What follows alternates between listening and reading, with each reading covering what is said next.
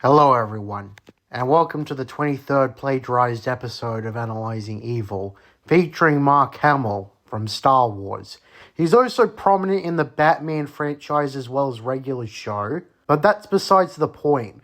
Mark Hamill's big break was Star Wars, and despite initially winning me over with his opposition against Rian Johnson, where he obviously brought up incredibly good points, as a movie in the Batman franchise once said, you either die a hero or see yourself live long enough to become the villain.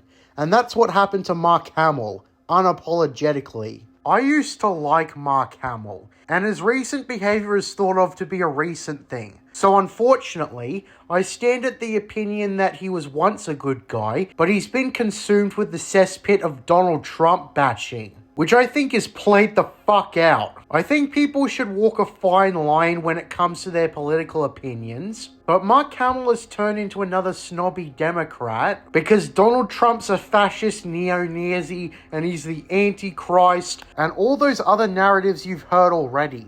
It's gotten old. You're not going to sway away Trump supporters by telling them that Donald Trump sucks with all the buzzwords like fascist, racist, Nazi, etc. I don't even think most people these days even understand what fascism or what the Nazis actually believed in specifically that wasn't just they were racist. You might be seeing this as a political tangent, but I assure you it's ultra relevant to Mark Hamill because he relishes in this sort of rubbish on Twitter. Perhaps one of the scummiest ways he's done this is by completely subverting a happy birthday tweet to Carrie Fisher, but then turning it into a rant about which one of them hated Donald Trump more. So basically Mark Hamill was using Carrie Fisher 6 feet under as guilt bait, because if you voted for Trump, you're disrespecting the woman's memory. Or something, I don't know. It was jarring, and from what I hear, he was dead silent the moment Trump won the election, which I think is funny as hell. You did everything in your power to denounce Trump, including making a statement about how your co-star hated Trump in a happy birthday tweet of all things, and then Trump gets elected. You were just super ready to brag in everyone's faces that Kamala Harris won the election, if that was indeed the outcome. Honestly, I don't give that much of a shit who the president is, because really the only change that happened between Obama to Trump was the energy of the world, if that makes sense. We go from thanks Obama to we gotta build the wall, it's gonna be a big beautiful wall, and it's gonna keep out all the Mexicans. There, that's my Donald Trump impression, you're welcome. Aside from that bullshit, turns out Mark Hamill isn't that good of a family man. You may or may not have heard the story, but his son was dating an adult film actress who got pregnant. And both Hamill and his son did everything to prevent that kid from being born. Yeah, it's a crazy story. And while it was mostly his son's problem, it's egregious how he backed up his son and tried to get his then girlfriend to get an abortion. Ugh. And given his attitude in today's landscape, that doesn't help things. Jesus. Think about now when his unwanted grandson watches Star Wars, he's probably gonna like The Last Jedi solely on the grounds that it more accurately reflects his grandpa. And that's something I've been hearing a lot. Apparently the butchering of Luke Skywalker had nothing to do with Mark Hamill disliking Rian Johnson's complete fuck up of a butchering. It was a reflection of himself, and with that context, it completely changes Mark Hamill to a voice of reason to a complete windbag who didn't want to play himself. So has Mark Hamill done anything redeemable in the past few years? Not really. Most of his public activity is him denouncing the Orange Man, because he's the second coming of Silly Mustache Man. I did somewhat respect how he would retire from the Joker role after Kevin Conroy's passing, because of the whole there's no Joker without Batman sort of thing. And given the Joker is literally the only relevant role he has left after Luke Skywalker, that's admirable. Whether he'll stick to his word after making such a bold announcement is another story, but perhaps he does have enough respect for Kevin Conroy, as do most Batman fans. So yeah, after he's done with his obligations that he already voiced pre-Conroy's passing, he's done.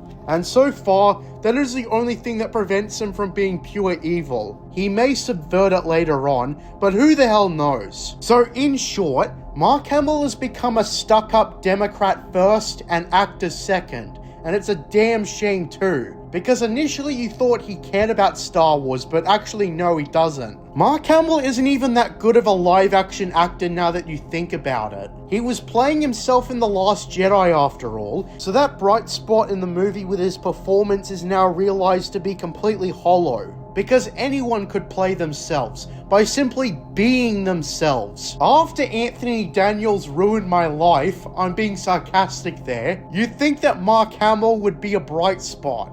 But of course he isn't. It seems that most of the original trilogy actors are bitter and mean. Those that are left, I mean. I heard a few bad stories about Billy D. Williams. Harrison Ford doesn't give a fuck about Star Wars. Ask him about Indiana Jones instead. And it's at that point you think, wow, what the hell happened? The ones we should actually admire, like Kenny Baker or David Prowse, are no longer with us, and in their place are complete fucking dickheads. It would have been nice to meet those two, but unfortunately, we're left with Mark Hamill. And to be honest, I'm sure he was a good and nice guy in the beginning, but getting political, at least publicly, is a trap towards the dark side. Luke Skywalker may have ultimately avoided it in the long run, but his actor certainly did not. And it's at this point you fucking wish you met the character instead. So to sum everything up, Mark Hamill might blame Donald Trump for his outspoken political tweets, except no he didn't. Mark chose to engage in the political debate,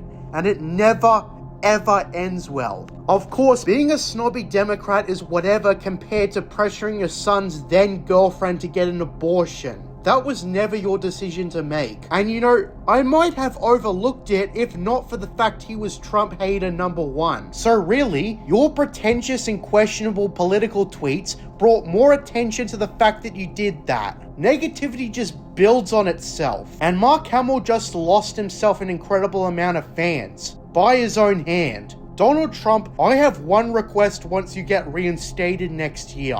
Please, please, please continue that special trick to piss off those like Mark Hamill. Because since politics can bring out the worst in people, it will completely expose them for who they really are. And Mark Hamill was exposed as evil. Thank you for listening to this episode of Analyzing Evil. What do you think of Mark Hamill? Leave your thoughts in the comments below. I'm JJ Plagiarisms. And until next time, what are stories but mystery boxes? Under the mountain, a golden fountain. Were you praying at the Lawrence shrine? But oh, your city, right.